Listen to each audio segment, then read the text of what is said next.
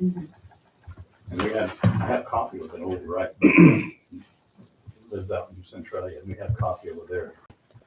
Central Cafe Yeah.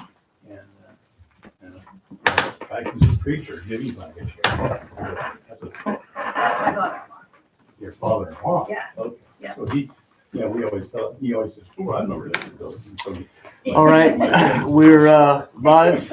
We're now live. So let's bring the meeting to order of the Muscle Rock School District School Board, 16 June 2025. The time is 7 p.m. It's called to order. So verification of a quorum. We do have a quorum. Let's go with the Pledge of Allegiance, please. I pledge allegiance to the flag of the United States of America and to the republic for which it stands, one nation, under God, indivisible, with liberty and justice for all.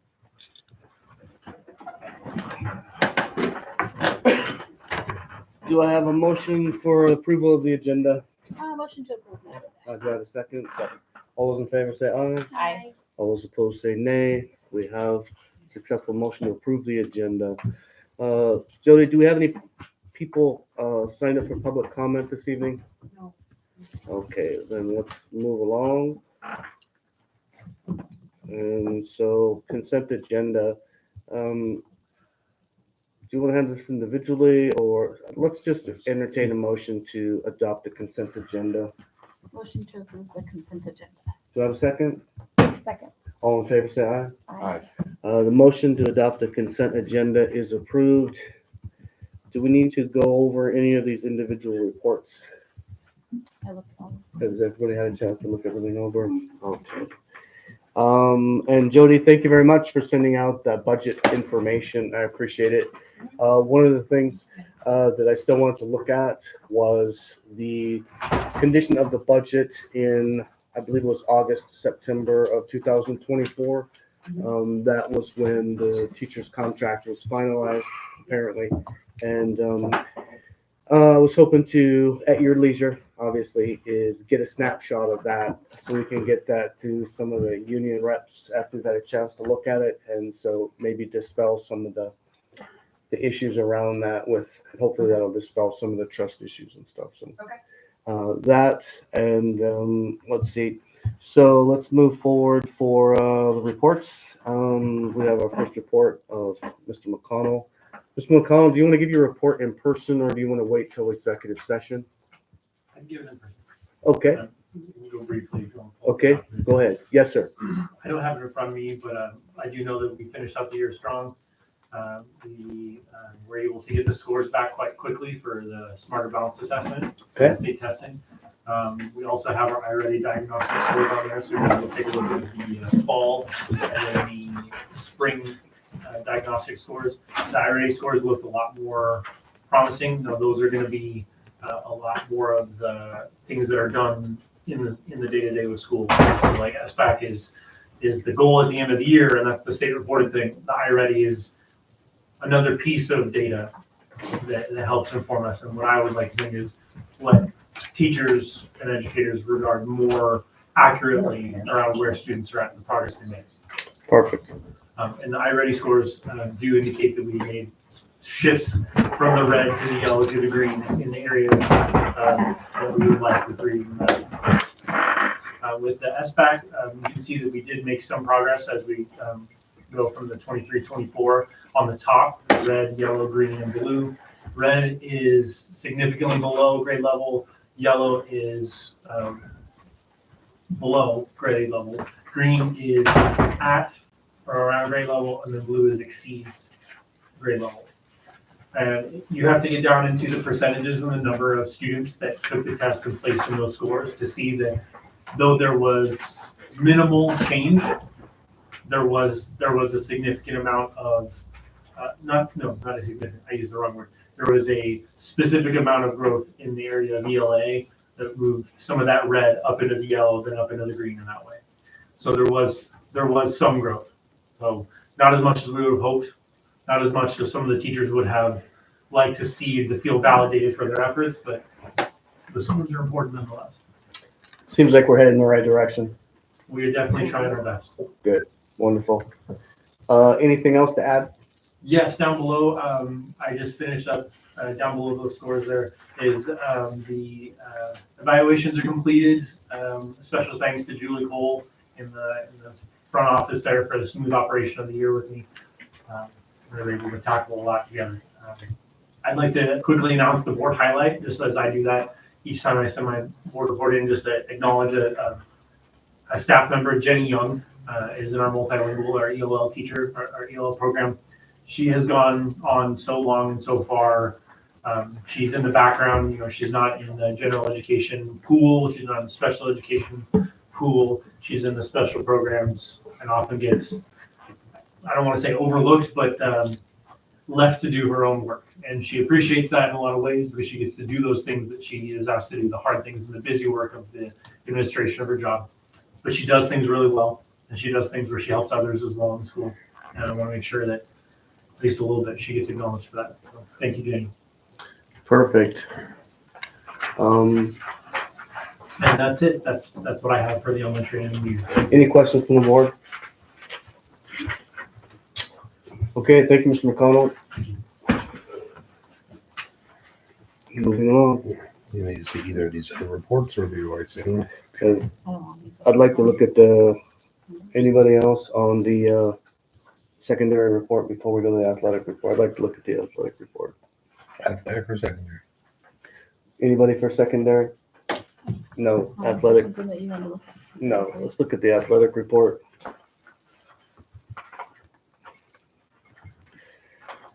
All right.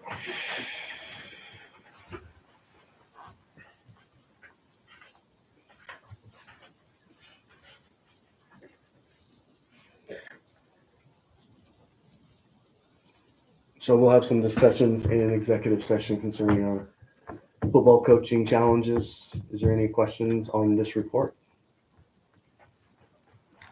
Moving along, superintendent's report.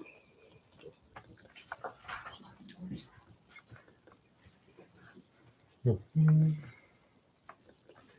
if you've already had an opportunity to see my report, you've seen the enrollment numbers, which a little different than like last month, but pretty close. Still just in that mid 600 range of the 620 or so, 618 on FTE. We did have some numbers shifting in each of the areas, but stayed close to the same. But more importantly, is I have Miss Blankenship here, who at the last board meeting, I think you guys requested a status update at some point for the Yes. co-op, and so she's going to present that. But other than that, my report, not a whole lot in mind. It's not cover other places.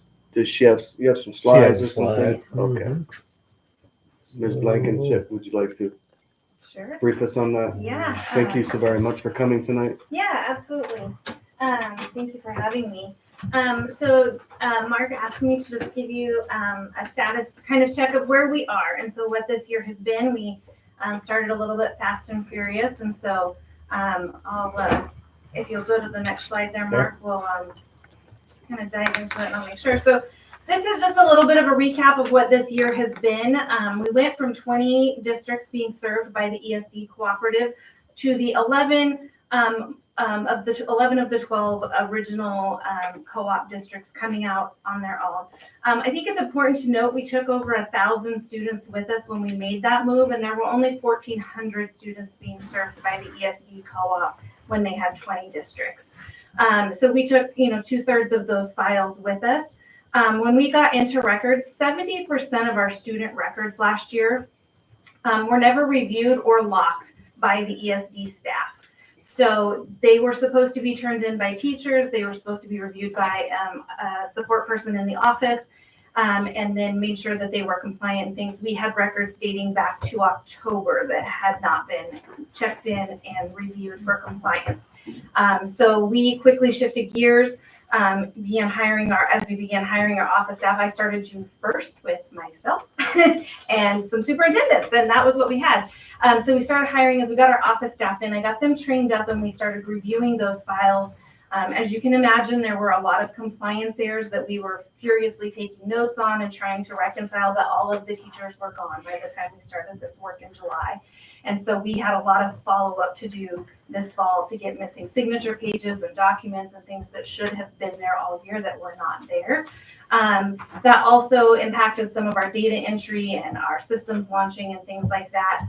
That has caused us some cleanup that's been kind of ongoing all year, but was really heavy through December for certain. And so just, a lot of struggles and kind of frustrations, but great things came out of it. And so we created some procedures and processes touching all of those files, if you will. In the summertime, we were able to know exactly where we needed to lean in with staff training. It definitely led us to a lot of compliance pieces that we highlighted. So we did some training as staff was coming back, not only on the new platforms that we adopted, but we also adopted IEP Online, which is our software that we use for writing our IEPs and keeping our evaluations, and it's the record-keeping system for special ed. So we did training on that, but the reason we chose that platform over what was previously being used was for the built-in compliance checks that are in there and those kind of double-check safety features and the control I can have to monitor and require different aspects of IEPs and evaluations to be there and in place so that we didn't have some of the violations that we were finding when we went through files. Q Global is an assessment scoring platform that we use. It brings in a lot more consistency along with scoring. So rather than having teachers or school psychologists, rely on hand scoring of a lot of things, using the platform and just inputting the raw data, it gives us much more consistent. And the platform will also help us generate like areas of weaknesses, looking for patterns of strength, which is a huge shift we need to make in our practice in the next couple of years due to some changes that are coming in special education in 2028. And then Q Interactive is a digital, a virtual assessment platform so that we can have access to our really high quality assessments in a manner that they're intended to be implemented so it maintains the integrity of the test. And our virtual providers can use those with our students on the ground and conduct those tests to be able to get evaluations. So we leaned into doing training on all of that. Launching that system and really developing those procedures and expectations to move us into a much more compliant timeline. And then we hired 58 staff members before September 1st and got them all trained the week before school. And so that was a huge feat. On my trips last summer, there's staff members who are coming back. They will tell you that they interviewed with me in my car while my family was driving to vacation because we got to get it done, right? And so we did that. And then as the school year launched, we definitely got into reinforcing those legal requirements. I told the staff anything I asked them to do, I wouldn't ask them to do something if I wasn't going to follow up on it. So we reviewed every single file and every single evaluation that came into our office this year for those compliance checks and the pieces that we were asking teachers to do. And we also provided them with formative feedback on every file they submitted to our office. So that's been a huge undertaking. It's about 150 to 170 files a month, and at a good chunk of the year, we were down to one person in our office being able to do that work, and she got it done most of the time within just a few days of the teacher submitting it. So it's been huge. We also, again, initiating those multiple software programs. There were some licensing things. You have to have a school psychologist to be able to even access those platforms. And if you don't have a school psychology degree, you better be in good favor with one of your psychs, which we took care of. And then we went through the fall and we kind of were really leaning into creating the procedures for managing the co-op, making sure that we're being reflective of each of the communities that we serve, but also having some consistency so that we can roll out expectations for our staff as they're going into multiple buildings and things like that. And then the fiscal piece was a lot different and a lot of dynamics that we didn't anticipate going into it. And so there was a lot of shifting and adjusting in that as we went through. So we really spent through December trying to figure out some of those pieces of how we invoiced and billed each other and where bills processed through. And then we just had staffing adjustments. There's people that they come in, it's just not a great fit. But we also did some really strategic shifting as we were in this and we had more virtual providers than we were used to in the past. shifting around our in-person providers or specific skills and talents to match up with student need. And so I did shift caseloads in early December to be really responsive to what we were hearing and the feedback we were getting on the ground regarding our student needs. And that went very well. So we were able to see some great growth in some of our most impacted students, especially those who needed assistive or alternative communication devices. So that was a huge support we were able to add. Then since January, if you want to roll my slide forward there, Mark, I appreciate it. There we go. Thank you. In January, really leaned in with the board. We recognized that we needed another director. It had been myself and 2 secretaries up until that point. So we brought on an assistant director. We have someone who has amazing experience and background in special ed. She's worked at all levels from local, small South Bend, where she was born. She opened an early learning program there. She's been at the SD. She's been at OSPI. She's been nationally recognized for some of her work in early childhood. And so she's been a great addition to our team, and I really appreciate her insight and perspective. So she's leaned in a lot with our partners. So this would be kids who receive special education services in birth to 3. They have a set of laws that govern them, similar to we do in what they call Part B of special education. And we have guidelines around our transition and how we hand kids off and what information we share. And as we got into this, what we found out was that the practices of the prior co-op were egregiously non-compliant. And we had to revamp with our external partners the entire procedure we had for passing off student files and meeting the timelines and expectations for both of us. And that has gone amazingly well. And our partners have been giving us great feedback. They're actually very sad that some of our districts will be going back to the ESD because they're like, now they're going to go back to the old way. And so it's been really great. And then it's also allowed us to redefine what the child find practice was. So there's an obligation within the law to identify children who may have a disability and to screen and evaluate those type of things. Historically, that it happened once a year, kind of in the springtime. And it was usually tied to part of a kindergarten roundup, and it was identified as only an age 3 to 5 practice. And it is actually a birth to 22 obligation for the school district, and it's supposed to be an ongoing process, and there are timelines associated with those when you receive notification or become aware of a child who may fit the criteria. And so we have revamped that. We've gotten new flyers and brochures put together, got those translated into Spanish for our communities, and we're getting those out and distributed this year. So that's a huge win for us. We've had some dispute resolution come up, mostly just a few community complaints at this point, but really that's part of the due process. It's not necessarily a negative. When we get into that point, the important thing is making sure that we have followed our procedures. And so we've come out fairly well on all of them, and just minimal training that we need to do, which is the best you can hope for in those situations. And I'm very happy with it. It's usually things that need to be tightened up on the ground that we're trying to make momentum on. So these sometimes are a nice little nudge. And so we have one currently open here. I expect it to go very well based on the file that we submitted over to the state. And so I'm looking forward to getting that feedback back from them in the next couple of weeks. Supporting our staff and families, again, that formative review and feedback that we've been doing, giving our staff kind of that in the moment PD. They're able to call our office and get support when they need it. My secretary, Christine, she's a former special ed teacher. She came out of the classroom last year. She does a phenomenal job of supporting not only the technical aspect of operating the platform, but also the compliance piece and some of those. And she, I will say, engaged and deeply invested herself into the training that we provided last summer to enhance her skill of compliance and her knowledge of how the evaluation and IEP work together. And so that's worked out well for us. And then as she is able to sift through those, she's very good at prioritizing and getting to my desk the big snarly messes that take more time to resolve. And so that is a little bit of a delay sometimes because it's never just a straightforward answer. I compare it to someone shooting out silly string and then saying, put it in a really neat roll and shove it back in the can because it's messy. But we've talked with families all year. I've really appreciated being able to sit at the table with them, sat with several of your families. and really just reframing the approach to special education and getting away from it's something we come to and someone reads us an IEP that was written before we got there, to really being more of an engaging reciprocal process, where we're seeking feedback and input from them as well, and just having dialogue and conversation about what's best for the kids and what the families' end goals are for students.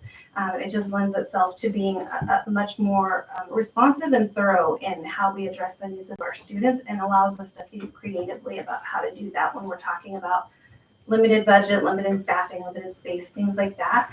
Those are always challenges. And so when we can better identify what the end goal is and work towards that right from the get-go, it helps.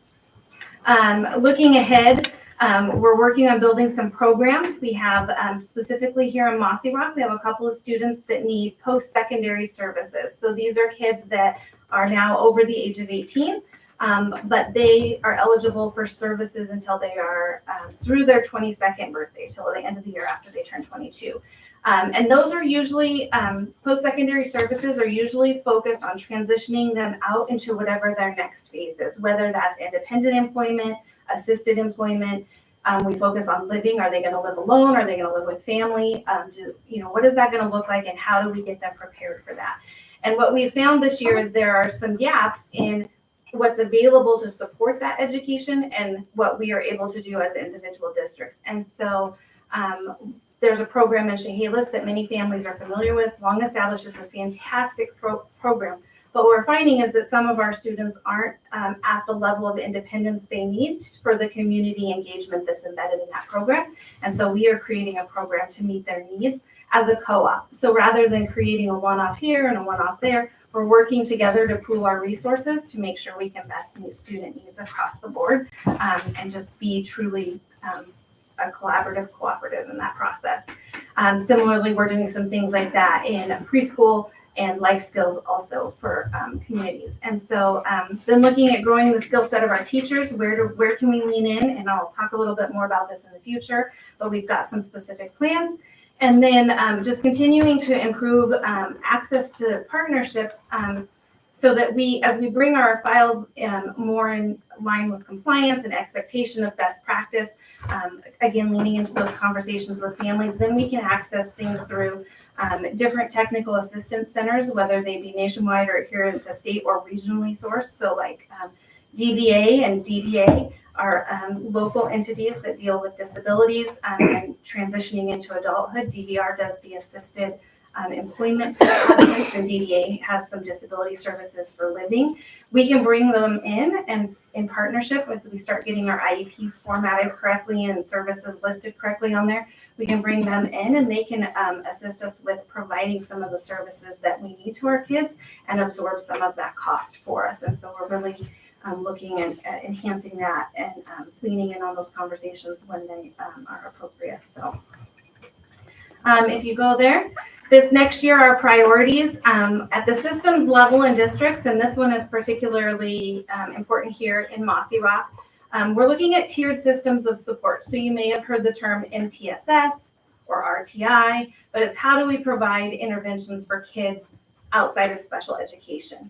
And so in doing that, special education can be a great partner at the table. So our school psychologists can come in and sit at the team meeting and offer suggestions and input.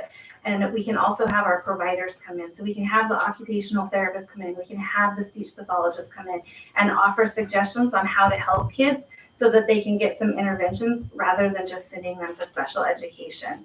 Since February, Mossy Rock has had 83% of their initial referrals, so students who are newly referred to special education, have not qualified. And that's usually a sign that we're missing tiered interventions ahead of time. And so that's an area, and Ms. Grenier and Mr. Chandler, and unfortunately Mr. McConnell won't be here, but they've all been great partners in leaning in and are open to having us. And so we've got some great plans to have to help in that space next year. And that will, again, tidy up our referral process. So we're really looking at data that we're using.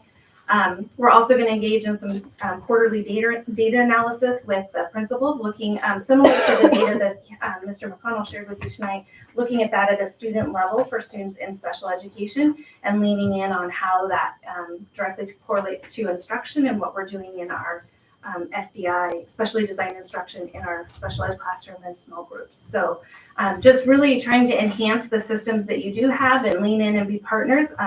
The whole goal of this cooperative and what makes us distinctly different than what the ESD was providing is that we want to be an embedded part of your system. So I was one of the 3 directors underneath the ESD cooperative, and that was a huge disconnect for me, as I never felt like I could be part of the system. I could never impact anything more than just, checking boxes when people were angry kind of thing. And so I love that vision for our group to be much more embedded and connected to the local community. And so I'm, again, just looking to enhance what's here and lean in where I can.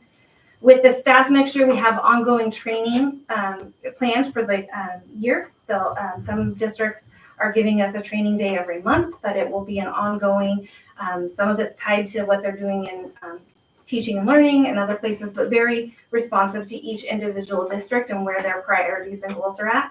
We also offer office hours twice a month.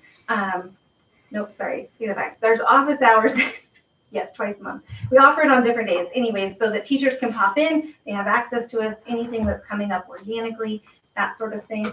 We also do what they call communities of practice. So we bring together all of our school psychologists, all of our speech providers, and they have that time as job-alike professionals to brainstorm, to talk about difficult situations and really connect and collaborate. And so we're hoping to kind of expand that maybe and see what we can do for teachers. It always gets tricky because, with their caseloads and meetings after school and stuff, but it is something we're leaning into.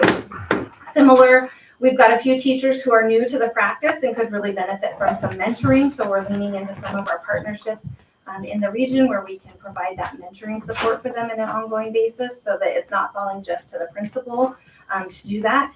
And it will be a better outcome. And then we'll have monthly admin briefings. So we'll come in and talk each month with the principals at the buildings about the specifics of their teachers' performance, student concerns, family concerns, just really that having that routine reciprocal conversation about what's going on and keeping everybody on the same page.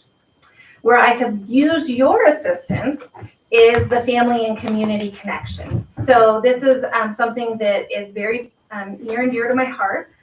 It's really important for me for families to know that they have a place to come where they can be heard. It's really important for me to work with them to understand and be educated on their rights. I sit across too many families who had no idea that they had a voice. They had no idea they could have input. They have no idea where their resources are. And I would really like to change that dynamic. And so I would love to have some routine forums. I would hope once a quarter this year where I can have a time where your families can come in, we can talk. It doesn't have to be long, just opportunities to be in front of them. And so whatever that looks like, just being available for people to come and talk to. In terms of building out programs and things that are specific, one of the unique things about all of our districts and that we really highlight in all of our hiring practices and everything is the unique nature of our small group communities.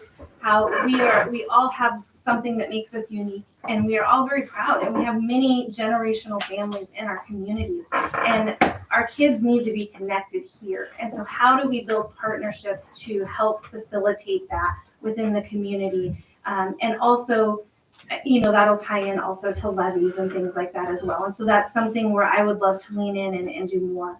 And then this year we'll be sending out a family survey for feedback on the special education side of things so that we'll be getting that feedback as well.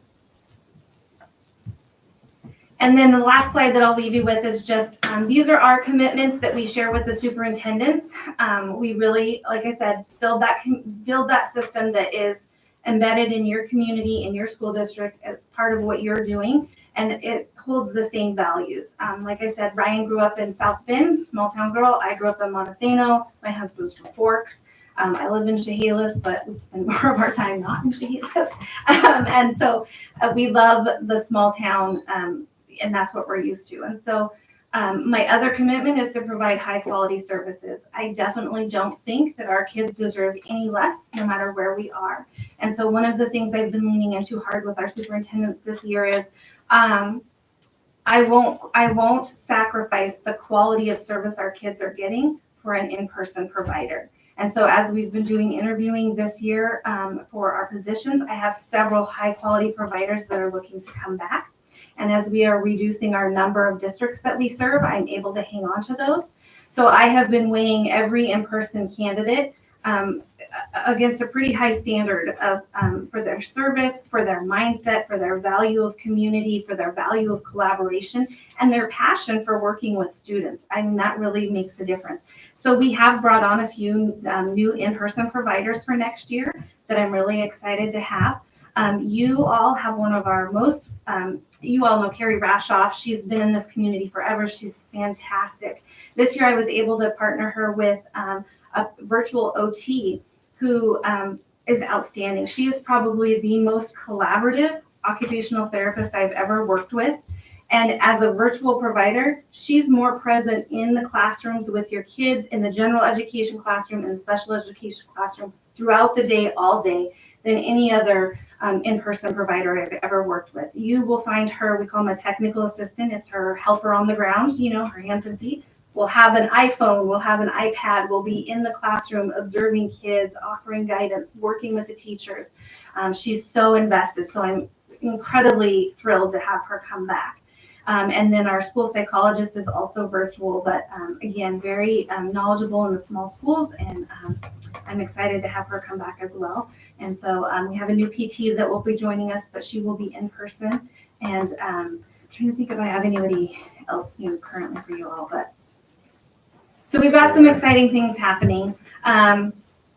Let's see, anything else? I think the rest of that's just kind of, kind of a reiteration of where we're leaning in with training and data-based instruction. So I know that was a lot, and I tried to keep the jargon down, but sometimes it gets away from me. So if you have any questions, I'm happy to answer those and let you know. Questions? I have a number, excuse me.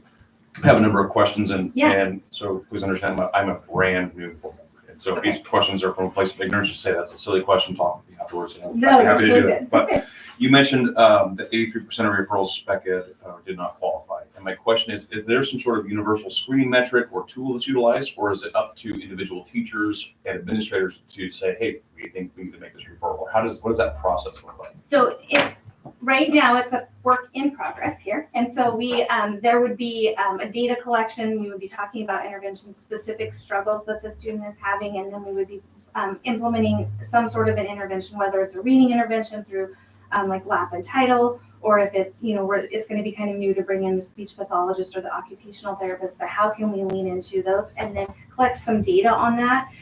Looking not only at the student's progress, is the intervention working for them? Are they making any gains, but also the rate of improvement. So similar students who are doing a similar intervention, are they making progress at the same rate, or are we having a disparity there? And that will help us lean into whether we should be pursuing a special education referral.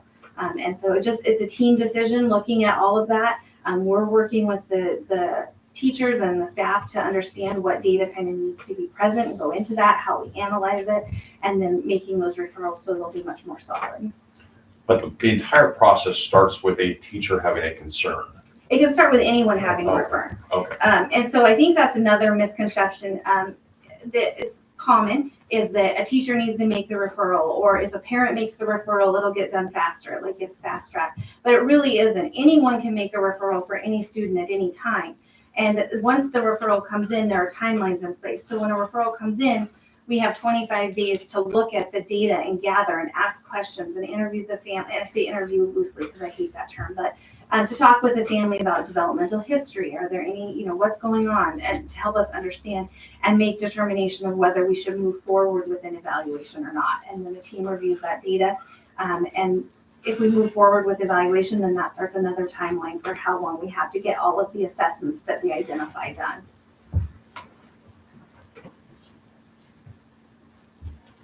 I can keep going with questions. Go ahead and knock yourself out. I just got just a couple more here. Yeah, so, no, you're good. So you mentioned that you used the words egregiously non-compliant. Yes. And you also said 70% of the student records when they came to you, if I'm understanding this what happened here correctly, were not in compliance.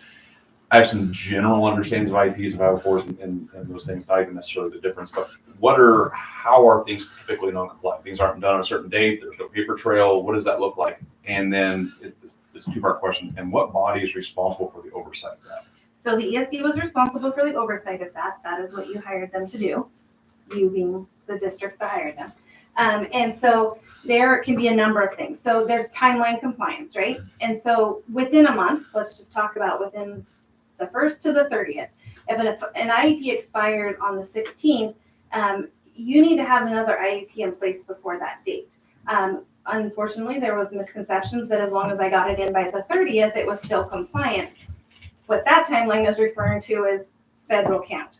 And so for funding purposes, you want your IEPs in and locked by the 1st of the month. And so there was this misnomer, and I will speculate that there may have been some altering of data in the background to make sure things were where they were supposed to be. But that was happening quite frequently, even this year with an expectation of backwards planning that we put out for teachers.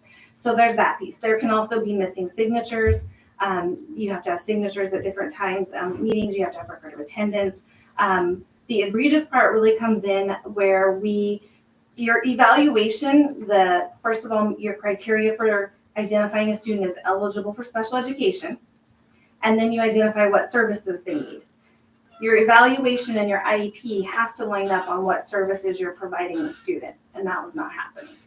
There's also some requirements in the law about how we identify what those services are, and they're supposed to be broken down into some specific categories. For example, in math, you can have math calculation, which is the operations, the functioning of numbers, and then there's the reasoning, which is the application of the concept to larger problems. There were just broad categorical eligibility. So we were just identifying in math and just in reading, which is not in compliance with the law either. In a funding aspect, when we haven't reviewed and locked those IEPs, even if they don't look at them, but if that IEP is not locked, we are not in compliance with the funding mandate of the state. The state says we have to have an active IEP and an active evaluation to claim a student on count. And so when those records weren't reviewed, and then when they weren't in alignment especially, they actually weren't eligible for count. I could go on and on about the count process and the errors that were in that as we got into the year, but that was where we were very egregious in compliance. But really, the question I'm just trying to wrap my head around is there an entity, is it OSPI or somebody that's ultimate, like do they do audits, is there some entity can be that audited. says we're actually in charge of the oversight to make sure. Look that at these some point who holds who accountable for Right, for being out of yes. compliance. Yeah, surely it's somebody. So OSPI could come in and do an audit of that, and they would be the ones to do that. Somehow they did not have an audit done. Is it typical, how often, in the past, was the ESD audited on that? Do you know? I don't know what their historical audit pattern was, and so, the ESD is actually responsible for also holding districts accountable for that. So there's a layer there of where they were assuming. For example, Ryan worked at the state, and she is appalled and she reviews files across the state for OSPI, and she was appalled at the condition of our files when she got into them. With the growth and just the different, obviously the magnitude of what you guys have taken on, do you have any internal audits built in for yourself, moving forward?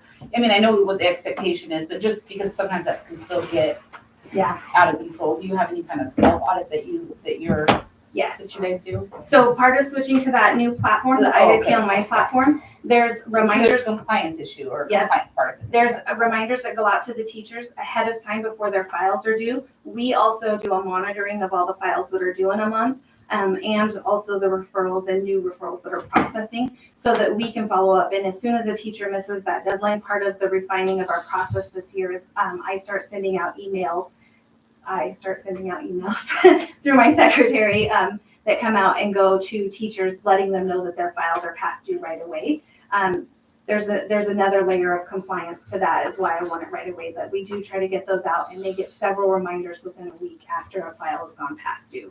And they have several before, up to 45 days before, reminding them to do their backwards planning and get their meetings scheduled. In the system itself, you can't, there's green, red, yellow lights, if you think of it like that. You cannot lock a file unless everything's in alignment. And then that's where Christine comes in, my secretary, and she reviews those so that if there are any components, like a teacher's like, I can't get this to lock, she can go in there and say, well, you're missing this or you're missing that. And she makes sure that in addition to all of the parts being aligned, that the content within each is what it's supposed to be as well. This sounds like a massive, massive lift for you. I'm certainly not this guy, but one final question. Yeah. So since switching to this the software that tracks all this for you and kind of piggybacking off this question. So you receive these 70% of these files and they're not in compliance. Do you have an estimate of what percentage are in compliance now? I would say that we still have some that are out. We've had some difficulty with our school psychologists this year, and unfortunately that's left to some files that are still open. And I would say we also have some teachers who have not gotten things in. So I don't have a specific percentage right now, but I think when we're talking about it, we're probably looking, we have just under 1,100 students, and I think we're under 100 files easily. I would have probably even guessed less than 50 that are still hanging out there. So. And Christine is still working on getting those cleaned up. So, but yeah, no, much better. And it's going to take us a few years. That's something, I thought, well, if I can go in there and adjust this programming on this, we'll be able to get this kind of cleaned up. And what we're realizing is the layers in some of the evaluations. We've addressed a lot of things this year. We'll continue to address things next year, but it'll probably take us 3 years to get the files totally scrubbed, clean, and back into a more compliant nature, just because of the cycle of reevaluation. Students are reevaluated every 3 years, and so some of them, it will take us that 3 years to get it fixed. Completely fixed. I mean, we'll be making progress, but for it to be fully to the T of the law, it will be defensible, but not where I'd like it to be. Is there any other questions from the board? Thank you for the information. Yeah, 100%. Thank you very much. Yeah, if you guys ever have questions, please don't hesitate to reach out and talk to Mark often. So, yeah, and I guess the only other thing I would say is that I didn't address, next year we will be going down to 5 school districts and 500 students. And so I'm very excited for this. It will let us lean into this work that we want to do and more. So I'm very happy with this. And I feel like the 5 superintendents who are coming forward next year all share a common vision, common purpose and understanding as we're moving into this. And so it's very encouraging and supportive for us to be in. So thank you. I appreciate your time. I know that was long-winded, but I appreciate it. Thank you. Great. Very much appreciated.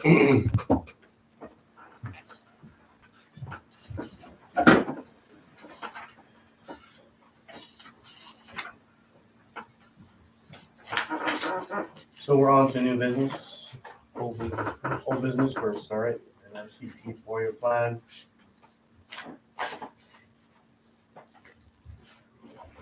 I know we talked about this last time. I think this is the updated. I didn't put this in there. Is this the updated that Bob's in? Is that what that, or is this just, we just left this in from last time? Didn't we? Right. Yeah, it's just, yeah, this was last time. Okay. My memory serves, I did vote on that last time though. No, No? they hadn't had a chance to Oh, look at it. okay. All right, so that's been in there, so back to your approval of this 4-year plan. Has everybody had a chance to look at this? It's not any different, I'm assuming, from, No, this is the same one we've looked at. Yeah. Basically, but this is in comprehension. Okay. Go ahead and slide down.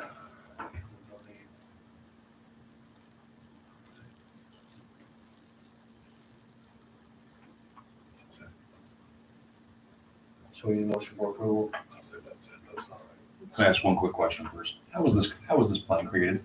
What did that process look like and whose input? Bob was? Craig is our director that does this. He's a consultant and he puts this together. We pay him monthly on a contract.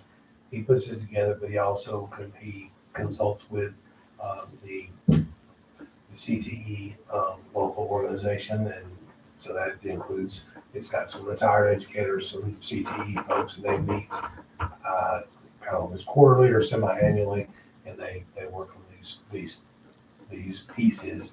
Also, Lori is involved with that, and our CTE teachers, through Lori in that consortium of CTE folks. And then they put it together, and it's one of those just required things that you gotta have to access the CTE money and do all the things you gotta have this plan. So that's where it comes from. We have benefited from that this year. Bob is having several pockets of, not huge pockets of money, but several things. And yeah, that's where it comes from. So it's a pretty strong consortium of CTE. That's where it comes from. I couldn't name all the people in it, but All 2 questions on that. So, does the community, are they invited, or is anything put out to the community, say, hey, if you'd like to have input into this plan, or are current teachers that are here, are they involved in formulating this? current teachers should have input with Lori, with her, and they talk about their CTE plan, and then I know by through that, they are invited. Bob puts out to them, and I know what that community meeting is, and I know, Flower's name, Doug Clyde. You have to know Doug Clyde. He's very active in this piece.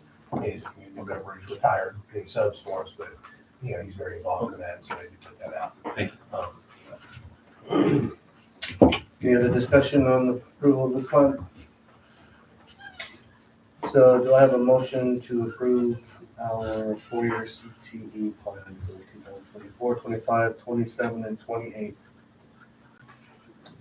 Yeah, motion to approve the CTE for your plan. Do I have a second? All those in favor? All those opposed? The motion for approval of the 4-year CTE plan has passed.